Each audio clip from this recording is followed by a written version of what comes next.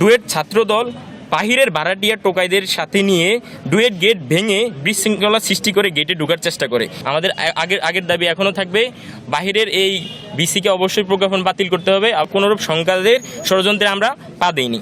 Duet একটি বিশেষায়িত প্রতিষ্ঠান, এখানকার শিক্ষা কার্যক্রমের একটা স্বকীয়তা ও ভিন্নতা আছে। এছাড়াও প্রকৌশল খাতের বিভিন্ন কমিউনিটি ও স্টেক হোল্ডারদের মাঝে যে চলমান সংকট ও বিভেদ আছে, এগুলো আমাদেরকে কিছুটা ঝুঁকিতে রেখেছিল।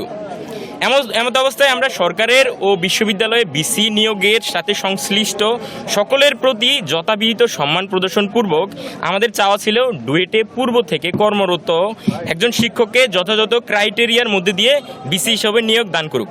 আমরা আমাদের দাবিটি সুস্পষ্ট ও যৌক্তিক হিসেবে রাখার জন্য এতটুকুতেই সীমাবদ্ধ রেখেছিলাম। শুধু তাই নয়, যাতে আমাদের এই দাবিটি কেউ ভুল না বুঝে বা কেউ কোনো রাজনৈতিক সংশ্লিষ্টতা বা স্বার্থ খুঁজে না পায় বা কেউ চাইলেও ভিন্ন খাতে যাতে দাবিত না করতে পারে, তাই আমরা আরও সুস্পষ্ট করার জন্য বলেছিলাম সেই শিক্ষক যে কোনো এডুকেশনাল ব্যাকগ্রাউন্ডেরই হোক, সে যে কোনো ইউনিভার্সিটি পড়ুয়াই হোক, ব্যক্তিগতভাবে সে যে কোনো রাজনৈতিক বা অরাজনৈতিকই হোক না কেন, মতাদর্শই হোক না কেন, আমরা সে বিষয়ে কোনো মন্তব্য করব না। আমরা শিক্ষার্থীরা নির্দিষ্ট করেও দিব না কোনো শিক্ষকের নাম। আমরা পূর্বের যে বিসি ছিলেন সেই বিসিকে রাখার বিষয়ে বা অপসারণের বিষয়ে কোনোরূপ মন্তব্য করবে না। সরকার আমাদের শিক্ষক সমাজ আছেন, তাদের সাথে আলোচনা করে বিবেচনা করে যে কাউকে নিয়োগ দিক, আমরা তা মেনে নেব। JBS holdings limited. এই দাবিতে আমরা সকল শিক্ষার্থীরা ঐক্যবদ্ধ হই। দলমত নির্বিশেষে আমরা সকলকে ডুয়েটের এই যৌক্তিক দাবির সাথে একমত হয়ে একত্রিত হয়ে ঊর্ধ্বতন কর্তৃপক্ষের নিকট তুলে ধরার জন্য এক ছাদের নিচে আহ্বান জানাই। সেই অনুসারে আমরা বিগত এক সপ্তাহ ধরে ক্যাম্পাসে এবং স্বল্প সময়ের জন্য আমাদের মূল ফটকের বাহিরে শান্তিপূর্ণ অবস্থান কর্মসূচি পালন করে এসেছি। আমরা বিশ্ববিদ্যালয়ের শিক্ষা কার্যক্রমে ন্যূনতম ব্যাঘাত যাতে না ঘটে সেদিকে সর্বোচ্চ খেয়াল রেখেছি।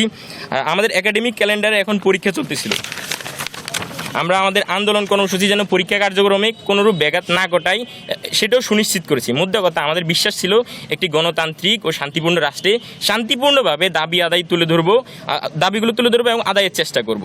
তারই ধারাবাহিকতায় আমরা গতকাল 17ই মে সকাল থেকে আমাদের ক্যাম্পাসের ভেতরের মূল ফটকে শিক্ষার্থীরা অবস্থান কর্মসূচি পালনের চেষ্টা করি।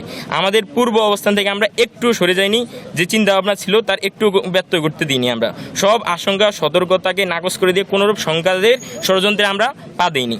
আমাদের এই বিশ্বাস ছিল যে গণতান্ত্রিক এই দাবি জানাতে যদি আমার সত্যি শান্তি শৃঙ্খলা বিরোধী কোনোরূপ কাজ হয়ে থাকে, তবে আইন শৃঙ্খলা বাহিনী আছেন, তারা তা প্রতিরোধ করবেন বা গ্রেপ্তার করবেন আমাদেরকে। আমরা যথারীতি সকাল থেকে আমাদের শান্তিপূর্ণ অবস্থান কর্মসূচি পালন করি। যাদের পরীক্ষা ছিল তারা পরীক্ষাতে অংশগ্রহণ করি, কিন্তু সকালে ডুয়েট ছাত্রদল বাহিরের ভাড়াটিয়া টোকাইদের সাথে নিয়ে ডুয়েট গেট ভেঙে বিশৃঙ্খলা সৃষ্টি করে গেটে ঢোকার চেষ্টা করে।